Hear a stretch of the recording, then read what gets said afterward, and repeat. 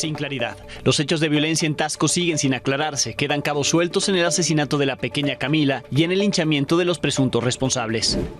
Segundo marino.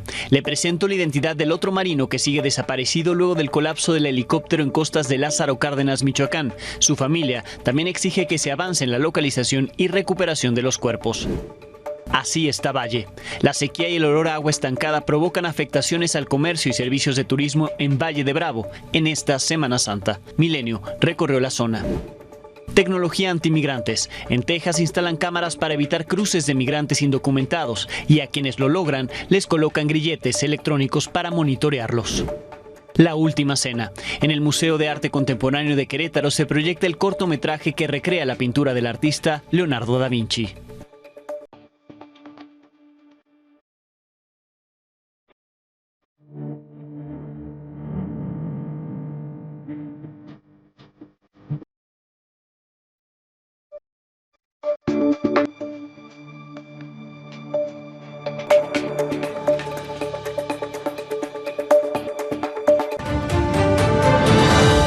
Buenas noches, en unos minutos le presentaré todo lo ocurrido en Taxco, Guerrero, sí, el día después de ese terrible linchamiento, muestra de la brutalidad humana, sí, la brutalidad cometida en Guerrero, primero por el asesinato, el secuestro de la pequeña Camila de 8 años y luego por el linchamiento de los presuntos responsables que terminó con la vida de una de ellos. Antes le cuento sobre el marino Kevin Enciso. Familiares de este marino desaparecido durante el desplome de un helicóptero de la Marina el pasado 6 de marzo en el puerto de Lázaro Cárdenas, Michoacán, reclaman justicia a las autoridades federales, pues no han tenido respuesta de los trabajos de búsqueda y localización.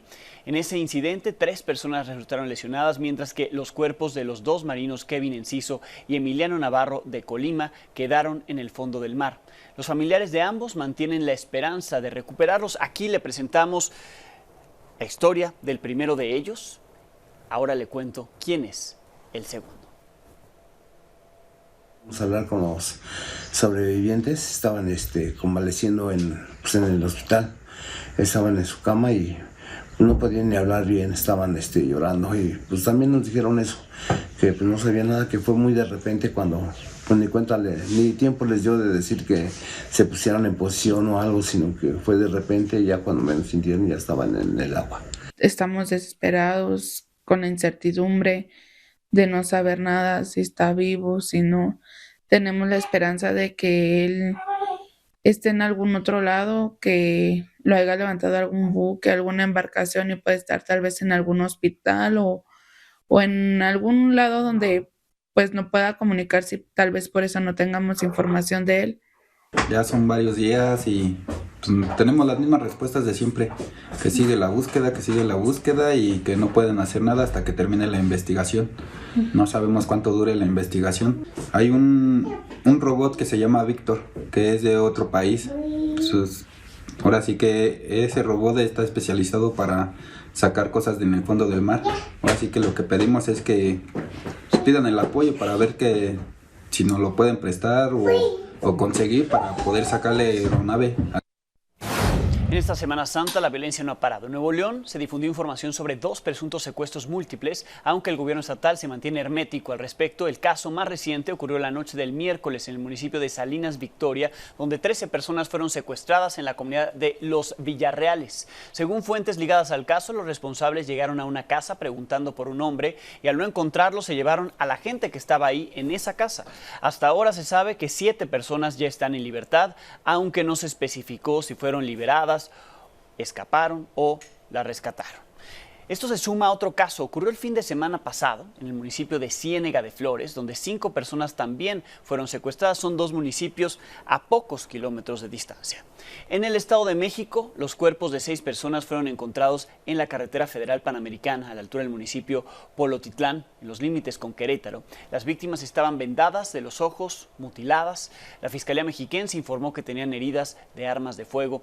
Una línea de investigación apunta a que estas personas fueron asesinadas en otro lugar y trasladadas a ese sitio. También se investiga si estos hechos tienen relación con una camioneta encontrada con impactos de bala en San Juan del Río, en Querétaro. En Aguascalientes, sí, Aguascalientes, que era un estado de los más seguros. Habitantes del poblado Cañada Honda encontraron una cabeza dentro de una hielera en la plaza principal de la comunidad.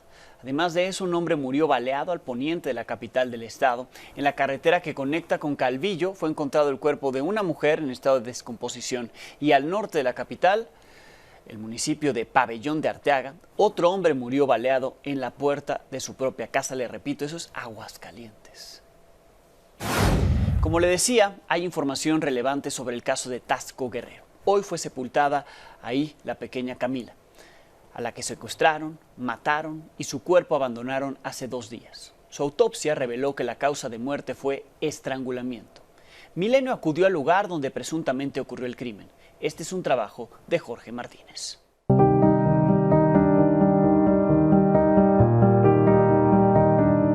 A menos de 150 metros donde vivía Camila, la niña secuestrada y asesinada en Taxco Guerrero, estaba la casa de sus presuntos agresores. El domicilio se ubica en la calle Segunda de Chorrito, en el barrio La Florida. En el lugar aún se aprecian manchas de sangre en el piso por los golpes que recibieron de parte de la turba enardecida las 3 personas acusadas de la muerte de la menor. La casa donde se escondía la presunta asesina, Ana Rosa Díaz Aguilar, y sus 2 hijos, fue saqueada. Las puertas fueron arrancadas. Los muebles quedaron destrozados por completo. A más de 24 horas de linchamiento, la vivienda fue asegurada por la Fiscalía de Guerrero. De la casa que está a mis espaldas, con este portón negro, salió Camila caminando. Iba rumbo a la otra vivienda, donde iba a jugar con su amiguita, a pasar el día en esta albercada que estaban organizando. Vamos a realizar todo el trayecto por donde avanzó la menor. Es un trayecto muy corto, es un camino muy corto, no más allá quizás de 150 metros, hasta llegar a la vivienda donde vivía esta mujer a quien acusan de privar de la vida a Camila. Ese es el trayecto y aquí es donde las cámaras de seguridad permitieron la ubicación de la imagen precisa en la cual pues esta niña ingresa al domicilio, estas cámaras que estamos observando en este momento, y estas mismas cámaras son las que captan cuando sale este sujeto con una bolsa negra cargando, en donde se presume iba la pequeña niña de 8 años.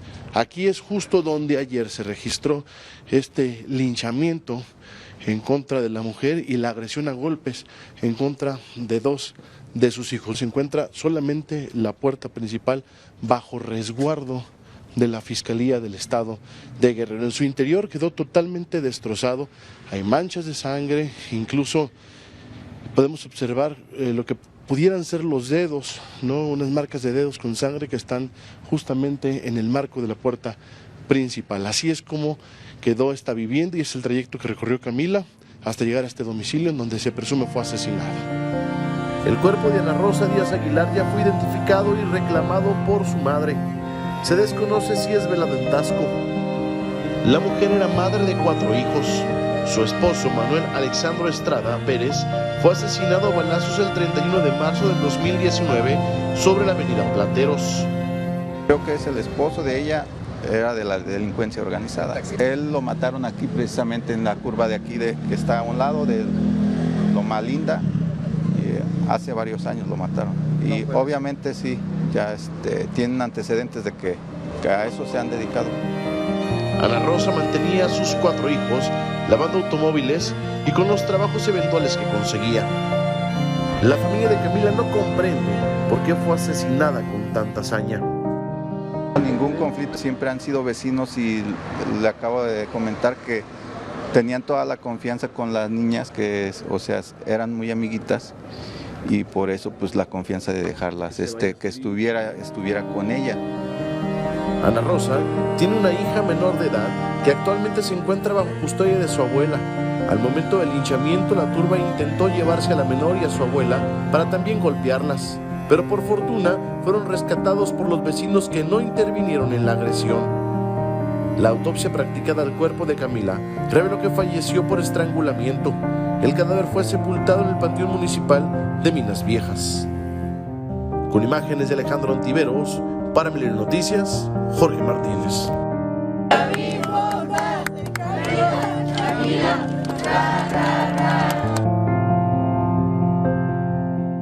La gobernadora de Guerrero, sí, la gobernadora de Guerrero, Evelyn Salgado, ya se pronunció al respecto 22 horas después del linchamiento en Taxco. Y solo lo hizo en redes sociales, no de una conferencia, no publicó un video, quién sabe dónde está, pero sí publicó una serie de tweets. Ahí calificó el asesinato de Camila como un suceso indignante que no debe repetirse. Aseguró que desde el primer momento la encargada de despacho de la Secretaría de Gobierno, Anacleta López, mantuvo contacto con la familia de la niña, que el protocolo Violeta se activó de manera inmediata para lograr su localización y solicitó a la Fiscalía del Estado garantizar una investigación que castigue a todos los responsables de lo que llamó un hecho cobarde. Del linchamiento no escribió ahí en sus cuentas de X absolutamente nada. Más tarde, la Fiscalía de Guerrero informó que cumplimentó una orden de aprehensión contra José N., el taxista que presuntamente ayudó a cargar la bolsa negra en la que supuestamente estaba el cuerpo de Camila. Fue detenido desde la noche del miércoles, supuestamente fue el responsable de llevar a las autoridades al lugar donde estaba el cuerpo de Camila. En un comunicado, la Fiscalía Estatal informó que está acusado de feminicidio y que ya fue puesto a disposición del juez de control. No se aclaró si ya fue o no trasladado a un penal. Mientras el gobierno estatal promete que no habrá impunidad en el caso, las autoridades en Taxco insisten en que no pudieron hacer más para evitar la muerte de Ana, la mujer linchada por pobladores. Fuentes del gobierno municipal señalaron a este espacio que los policías municipales no pudieron resguardarla debido a que la gente los roció con gasolina y los amenazó con quemarlos. También aseguraron que les impidieron llevarla a un hospital y que tuvieron que llevársela a los separos al ser advertidos por los pobladores que irían por ella si la internaban en ese hospital.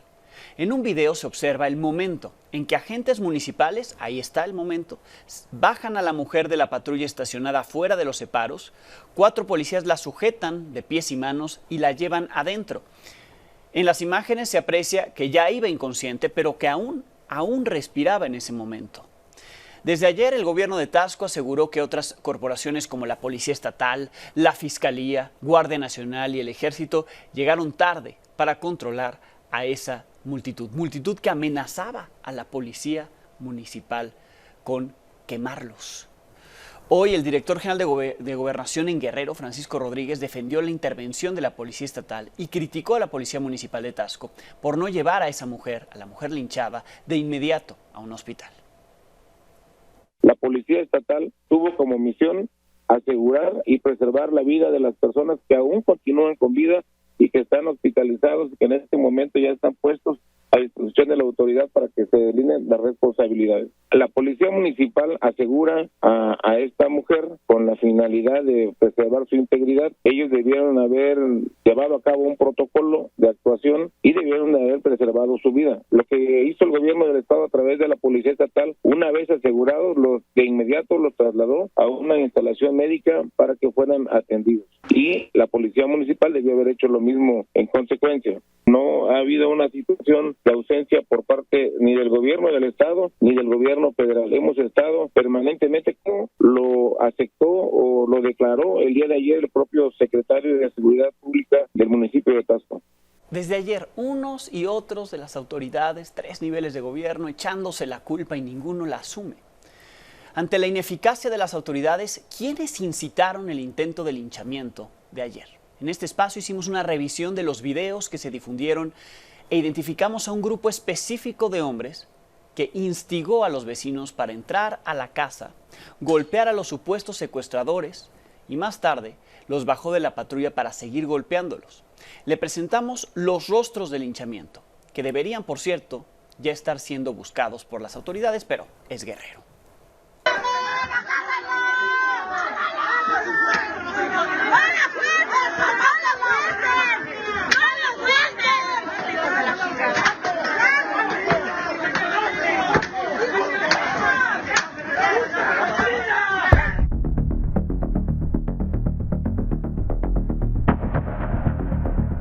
¡Tranquilo, qué pendejo! ¡Tranquilo, qué pendejo!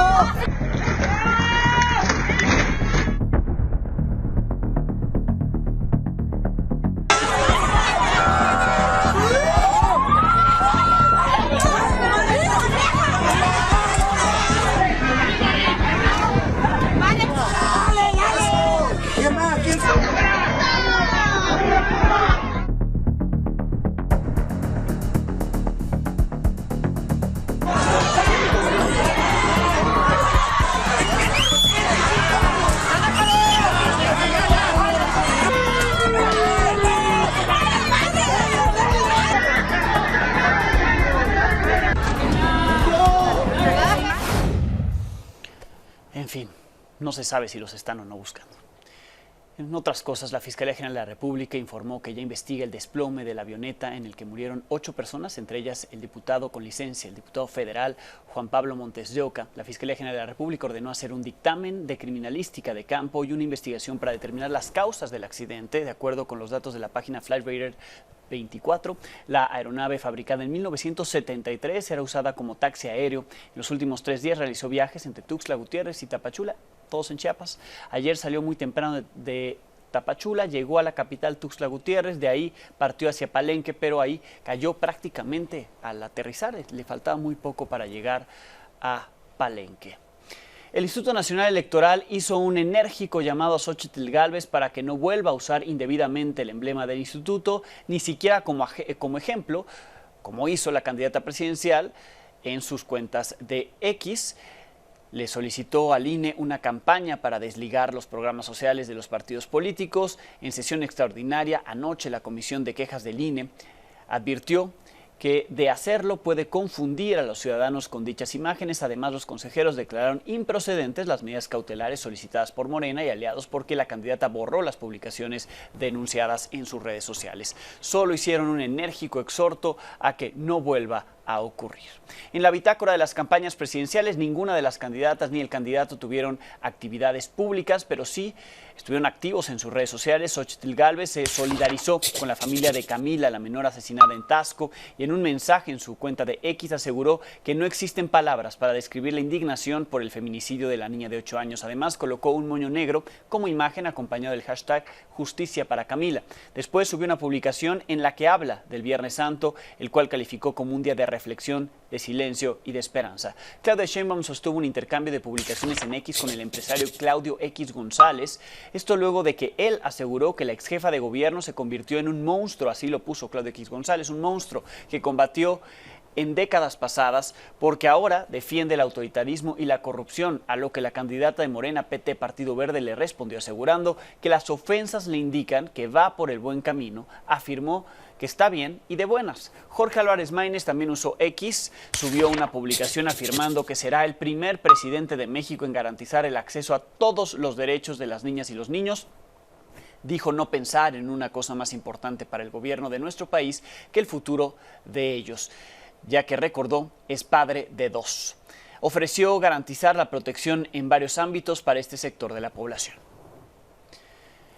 En más temas, este domingo inician las campañas en Puebla, Morelos, Chiapas y Veracruz, campañas a gobernador, con lo que ya estarán ahora sí en competencia oficial todos los estados que renovarán gubernaturas, así como la jefatura de gobierno en la Ciudad de México y además las alcaldías. Recordemos que la contienda ya inició en la capital del país, también en Yucatán y Jalisco desde el 1 de marzo. Un día después le tocó a Guanajuato y el 16 de marzo inició la campaña en Tabasco. Aún falta el arranque de las campañas en algunas entidades a mediados y finales de abril.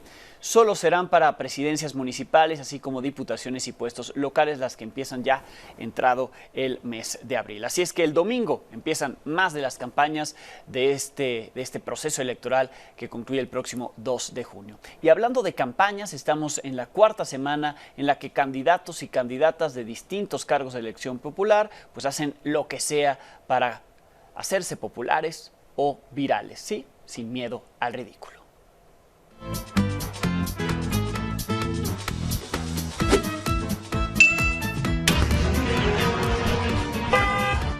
Súbete, vamos a cambiar Tamaulipas.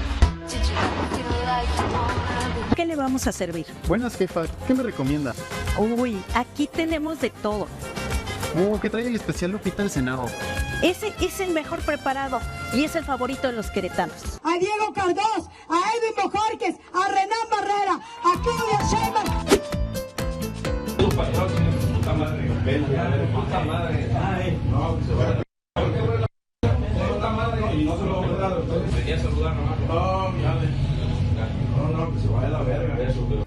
Cuando era chiquita mi papá me decía changolina. ¿Ustedes se imaginan por qué? ¡Ay! Y luego cabrolina. Imagínense por qué. Hola, soy Pepe Coutoré y me ha tocado mear en todos los baños del México.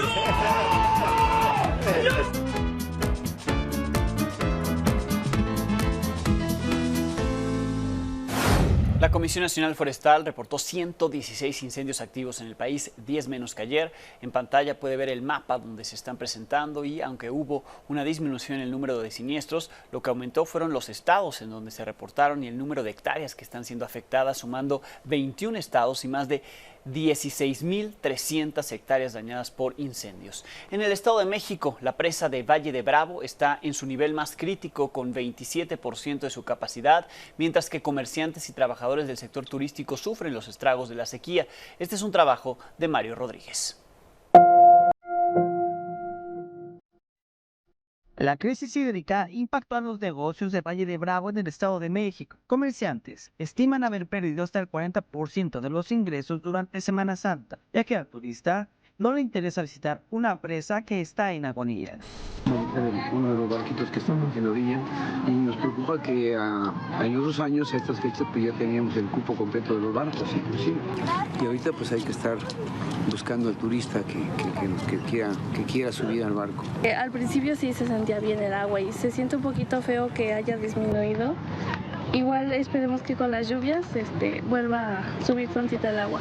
La situación es crítica. La Comisión Nacional del Agua advirtió que la presa está en su nivel más bajo al documentar el 27% de su capacidad total. Una situación jamás vista y que ha puesto en jaque a los comerciantes náuticos de artesanías y restaurantes de la zona.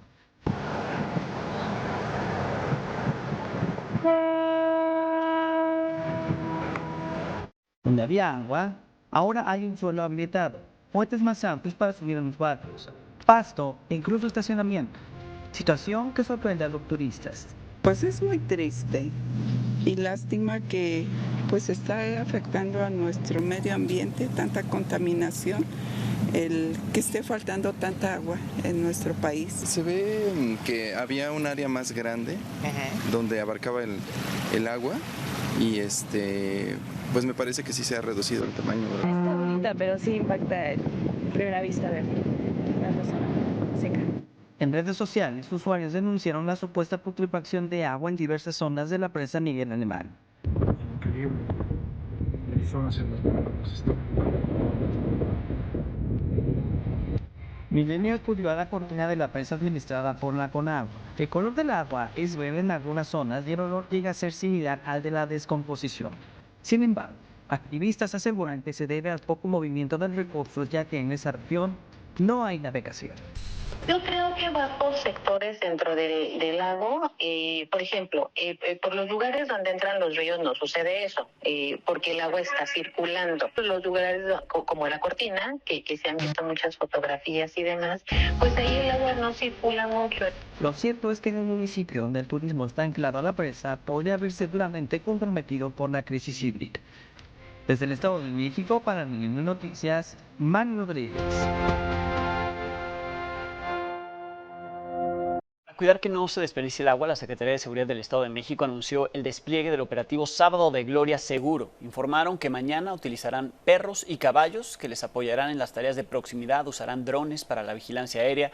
Recalcaron que en esta celebración miles de personas acostumbran mojarse, desperdiciar el agua, por lo que ante la escasez, con estos recorridos pretenden inhibir esta práctica. En algunos lugares intentan proteger el agua, en otros la saquean o la roban y la venden. Huachicol de agua. En Tehuacán, Puebla, habitantes de la zona denuncian la extracción de agua mediante pozos clandestinos. Ante la falta de acción de las autoridades, ya se organizaron para evitarlo. Esta historia es de Miguel Ceballos. Son las albercas del balneario de San Lorenzo Teotepilco en Tehuacán, Puebla, famosas por su abundancia de agua. Pero hoy su nivel es bajo y no por la sequía ni la falta de lluvias. De 2018 hacia atrás, pues el agua bajaba a lo normal en tiempo de sequía, de 20 a 30 centímetros. Por desgracia, a hoy en día, de 2018 a la fecha, cuando se permite que haya más pozos clandestinos y cuando los ejidatarios también toman ellos a bien en acuerdo desviar parte de esa agua que abastecía al manantial, pues es lógico que se secó de un momento a otro. Para este grupo de defensores del agua, la falta de líquido, no solo en Teotepilco, sino en todo el municipio, es consecuencia del saqueo en pipas a través de pozos clandestinos. Es huachicoleo del agua. Llegaban temprano, desde las 5 de la mañana, o a veces ya a las 6 de la mañana ya están las pipas adentro. Y ya se oía como llenaban las pipas y ya salían. Y así entraban y salían otras pipas. Primero empezaron con 2 o 3, después ya eran más. Ya salían a cada rato las pipas. Un promedio de 30 a 32 pozos que están operando en la clandestinidad. Sí, por desgracia, vuelvo a comentar, con agua no quiere hacer absolutamente nada. Pero no solo eso. Denuncian además que la industria textil también está secando a Tehuacán por la falta de plantas tratadoras y recicladoras de agua, pues por cada prenda gastan entre 20 y 40 litros. Hay lavanderías que no tienen permisos para pozos y están sacando agua, extrayendo el agua de los pozos sin permiso. Los afectados afirman que el agua del manantial de Teotipilco fue entubada y vendida a extranjeros para sus cultivos con la complicidad de autoridades. A los chinos que están aquí adelante en Tepanco rentaron muchísimas hectáreas y siembran productos que los mandan a China. No se queda nada absolutamente acá en la región de Tehuacán. Los pobladores se organizaron para frenar el saqueo.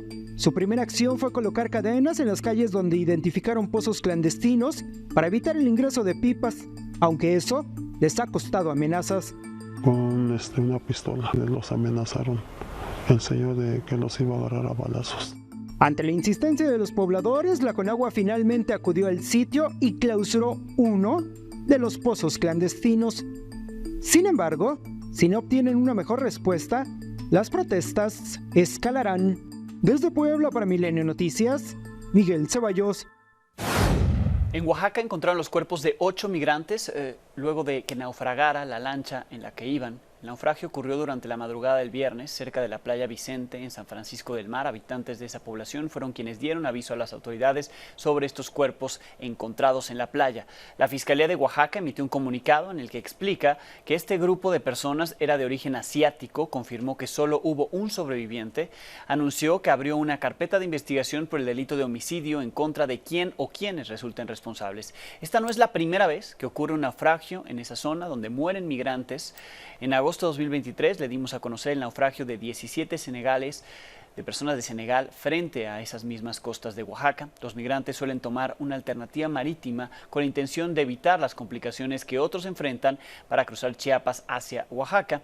El recorrido inicia en Tapachula, desembarcan en la costa de Juchitán, Oaxaca, que, como vemos, es una vía peligrosa. En el norte de México, el colectivo Ángeles Mensajeros y Personas Migrantes representaron este Viernes Santo el Vía Crucis en el sector 36 de la frontera de Ciudad Juárez. En la puerta que estábamos, en la que visitamos apenas hace un par de días, ahí estuvimos, el lugar donde irrumpió un grupo de migrantes la semana pasada que llevaron, en esta ocasión, cargaron la cruz de madera, banderas de distintos países de Centroamérica mientras caminaban para representar la pasión de Cristo. Algunos de ellos esperan la oportunidad para atravesar el alambrado, poder entregarse a la patrulla fronteriza para solicitar asilo. Otras personas pidieron al presidente Joe Biden que los apoye y los reciba. En este Vía Crucis que organiza el colectivo Ángeles Mensajeros participan cada uno de los migrantes que están durmiendo junto a la orilla del río Bravo. En este Vía Crucis, donde recordamos la muerte y crucifixión de Jesucristo, también se ejemplifica la crucifixión y el Vía Crucis que viven todos estos migrantes por haber transitado por un territorio tan conflictivo como lo ha sido territorio mexicano. Presidente Biden, los migrantes en este día en el que recuerdan la crucifixión de Jesucristo, te piden que seas tajante y ayudes a los países sumergidos en la violencia y la miseria. Es algo melancólico y sentir lo que Él sufrió por nosotros en la cruz es lo que nosotros estamos cargando, pero nada comparado a lo que estamos aquí viviendo. Fue algo que realmente me llegó a mí y seguir teniendo la esperanza de que nos pueda dar asilo el señor presidente de los Estados Unidos. Es algo bien duro llegar hasta acá y por eso es lo que pedimos el asilo. Sobre lo que ocurrió ahí la semana pasada, un funcionario confirmó al diario The New York Post que las autoridades de Texas ya arrestaron a 70 migrantes más por cargos de disturbios relacionados al portazo que dieron el 21 de marzo. Detallaron que estas 70 personas enfrentan cargos por disturbios menores, diferente a los cargos que enfrentan otros 9 migrantes que agredieron a miembros de la Guardia Nacional Tejana. Aseguraron que el Servicio de Inmigración y Control de Aduanas tiene retenidos a más de 200 migrantes a quienes el Estado quiere arrestar y acusar, pero las autoridades federales no están cooperando, como la patrulla fronteriza, para llevar a cabo estas acciones que son ilegales. Hay que recordar que en Texas está pendiente de la aplicación de la ley SB 4, se está revisando si es o no constitucional que hagan este tipo de detenciones. Es decir, si ya están en manos de la patrulla fronteriza, Texas no tendría por qué ir por ellos. Ante el alto número de migrantes que de manera diaria tratan de lograr llegar a Estados Unidos, solicitar asilo, las autoridades norteamericanas, tanto las de Texas como las federales, están implementando nuevas tecnologías. De esto nos cuenta Sandra Gómez. El gobierno de Texas y el gobierno de Estados Unidos han comenzado a implementar mayor tecnología sobre los migrantes para tenerlos más vigilados. La policía de Texas adquirió cámaras solares de alta tecnología que serán utilizadas para vigilar zonas donde migrantes pudieran cruzar sin documentos, como Eagle Pass. Los objetivos es reducir el cruce de personas con antecedentes penales en sus países de origen. Nuestros oficiales están cansados de trabajar duro, ¿verdad? Porque tenemos que hacer la protección de la seguridad de la comunidad y al mismo tiempo tratar de ser policías de inmigración, y eso no lo podemos hacer los dos. Por su parte, el gobierno de Estados Unidos ha empezado a utilizar grilletes electrónicos para vigilar a migrantes que se encuentran dentro de su territorio, en espera de una cita ante una corte mientras regulan su estatus migratorio. Es el caso de Liliana Fipan, originaria de Ecuador, quien con su esposo y sus 2 hijos menores cruzó el río Bravo hacia Texas. Sí, nos tocó realmente pasar cosas muy duras, la delincuencia, el trayecto. Obviamente si nosotros seguimos las reglas como nos dijeron ahí mismo, no vamos a tener inconvenientes. Entonces el hecho de que estar acá con un grillete a que nos deporten, nos regresen, o sea, prácticamente no es nada. Valeria dirige este centro. Asegura que durante los 2 primeros meses del año, la llegada de migrantes se redujo debido a las políticas del gobernador Greg Abbott. Que sea un lugar en donde ellos pueden descansar, estar seguros, tener internet y teléfonos para comunicarse con sus familiares y continuar su camino hacia su destino final. Porque la mayoría de la gente no viene a Eagle Pass. Más bien, yo creo que ningunas personas tienen de idea quedarse en Eagle Pass. Los grilletes electrónicos que monitorean la geolocalización de los migrantes se han utilizado desde hace tiempo en el sistema de justicia de Estados Unidos. Sin embargo, activistas pro-migrantes piden buscar otras alternativas de control para no criminalizar a quienes buscan una mejor vida. Con información de Sandra Gómez e imágenes de Luis Fuantos, Milenio Noticias. Hoy se llevaron a cabo distintos homenajes a los trabajadores fallecidos tras el colapso del puente Francis Scott Key en Baltimore, allá en Estados Unidos, la madrugada del martes. Durante el juego inaugural de la temporada de las Grandes Ligas de los Orioles de Baltimore, se guardó un minuto de silencio. En la iglesia Sagrado Corazón, varias familias se reunieron para recordar a los 6 latinos fallecidos. También trabajadores de la construcción rindieron homenaje a sus compañeros en un evento organizado por CASA, una organización que brinda servicios a familias de migrantes y de clase trabajadora en Estados Unidos, de la que formaban parte 2 de las víctimas. Todos estamos con ustedes. Todos estamos con ustedes. Todos estamos con ustedes. Aquí, ahora y siempre. Here we are reminded once again about the enormous contribution that the immigrants made to this country. How together with U.S. board workers we build this country. Como comunidad trabajadora esencial merecemos respeto y dignidad de este país. Hacemos un alivio migratorio como el TPS o un tipo de permiso de trabajo. Lo hacemos un llamado a la administración que les apoyó a través del alivio migratorio a las víctimas. Todos los trabajadores, comunidades inmigrantes de ahora. Por cierto, iniciaron las labores de levantamiento de los escombros del puente que se desplomó allá en Baltimore. Fue golpeado, derribado por un buque carguero. Para ello se utilizará una barcaza de perforación con capacidad para levantar 1,000 toneladas, una grúa giratoria y embarcaciones de apoyo. Mientras tanto, las autoridades federales y estatales continúan investigando las causas de este incidente. El Tribunal Penal Internacional de las Naciones Unidas ordenó a Israel facilitar el flujo de asistencia humanitaria a Gaza. El fallo vino después de un informe publicado la semana pasada en torno a la clasificación de las fases de la seguridad alimentaria, la cual arrojó que 2.2 millones de personas en la Franja de Gaza están enfrentando altos niveles de inseguridad alimentaria aguda. Se proyectó que la hambruna llegará al norte de ese territorio antes de que concluya el mes de mayo. Este viernes el Papa Francisco no participó en el tradicional Vía Crucis para cuidar su salud ante el resto de actos programados para esta Semana Santa. Por vez primera escribió las meditaciones que mencionan en las 14 estaciones del Vía Crucis. En ellas hace referencia a un mundo en el que reina la locura de la guerra, la violencia contra las mujeres y en el que basta un teclado para escribir sentencias, es decir, las redes sociales. En la oración final, el Papa Francisco pidió que estos momentos sirvan para abrazar a aquellas personas que enfrentan situaciones adversas. Esta semana el Gobierno de México celebró su segunda victoria del año sobre las demandas contra la industria armamentista en Estados Unidos. La sentencia establece que las tiendas de armas tuvieron forma de saber que sus artefactos, que las armas, terminarían siendo usados con fines ilícitos en México. Al respecto, platiqué con el investigador senior de la Universidad de Ámsterdam, León Castellanos Jenkiewicz. ¿Cómo deberían de pagar cuentas estas empresas y estas armadoras para que entonces sí haya mejores controles o mayores controles y se evite lo que queremos que se evite con esta demanda? Porque un poco el objetivo es ese, que ya no trafiquen las armas que llegan acá y que son las generadoras de la violencia porque las utilizan los grupos del crimen acá en México. Por supuesto. Yo creo que lo que le interesa más al gobierno de México, más que una compensación financiera, claro, que sí debería de haber, ¿no?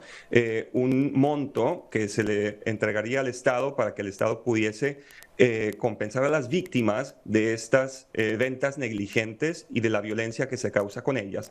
Más allá de eso, Alejandro, se trata de que estas empresas se responsabilicen y cambien sus prácticas comerciales, de mercadotecnia y de distribución para que la probabilidad y el riesgo de tráfico de armas disminuya y así deje de causarse una violencia pues totalmente desproporcional, ¿no? En países como México, pero también podemos ver la situación en Haití en las últimas semanas ha sido totalmente devastadora y todas estas armas están proveniendo de Estados Unidos, así como provienen en un buen porcentaje a otras partes de la región latinoamericana, desde Europa hasta un 40%, ¿no? Entonces, por eso estamos trabajando mucho en visibilizar este tema, no solamente desde el punto de vista de la frontera entre México y Estados Unidos, sino que también hay otras fuentes, ¿no? Y otros flujos que hasta ahora pues no se ha hablado de ellos y en Europa hay algunos casos que han empezado a darse, sobre todo ahorita porque hay temas como la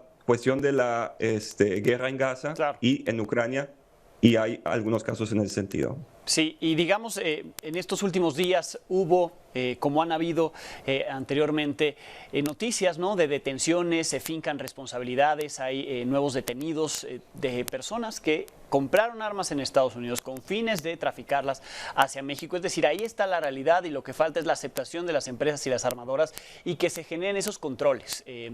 Es posible que los haya, es una industria que tiene un poder impresionante, de hecho financia a muchos políticos en Estados Unidos. ¿Se puede llegar a que esas armadoras, a que esas vendedoras de armas asuman su responsabilidad para que esto se frene? Otro aspecto importante que hay que mencionar, Alejandro, es que el año pasado el gobierno estadounidense en el Congreso adopta una ley federal en contra que criminaliza el tráfico de armas a través de las fronteras internacionales. Y por eso estamos viendo que a partir de eso hay más arrestos de los que tú mencionas, de individuos que están haciendo estas, que están llevando a cabo estas cuestiones ilícitas. Ahora, las empresas pues son también causales y están implicadas en este flujo ilegal. Y México está innovando al ir tras ellas. Normalmente se van en contra pues, de los que están en la venta clandestina, en las esquinas, ¿no? También pues vendiendo estupefacientes, etcétera. Pero México decide ir más arriba en la cadena de suministro para poder detener y tapar ese flujo que está entrando por las calles y por la frontera, etcétera. ¿Qué dicen a veces los oficiales del gobierno norteamericano? Pues no me toques a las empresas, déjamelas tranquilas porque ellas me van a ayudar a llegar al vendedor de la esquina. Y lo que dice México, no. Es como si tú estuvieses diciendo que me dejes tranquilo al Pablo Escobar para agarrar al narcomenudeo, ¿no? Entonces, pues es una lógica que México está dándole la vuelta para poder llegar a responsables que tienen mucha más complicidad y mucho más influencia dentro de todo el tráfico y el suministro. Sí, sin duda positivo lo que se anunció esta semana. Veremos cómo corren los dos procesos, el de Boston, también el de Arizona, y lo estamos comentando contigo como siempre. Muchísimas gracias, León. Gracias a ti, Alejandro. Encantado. Gracias a León Castellanos Yankiewicz. Pausa y volvemos. El Museo de Arte Contemporáneo de Querétaro proyecta el cortometraje La Última Cena. Se trata de una recreación de la pintura del artista Leonardo da Vinci. Hay una propuesta cultural para esta Semana Santa o Pascua en estas vacaciones, que las disfruten. El lunes tendremos algo nuevo que contarle a las 22 horas.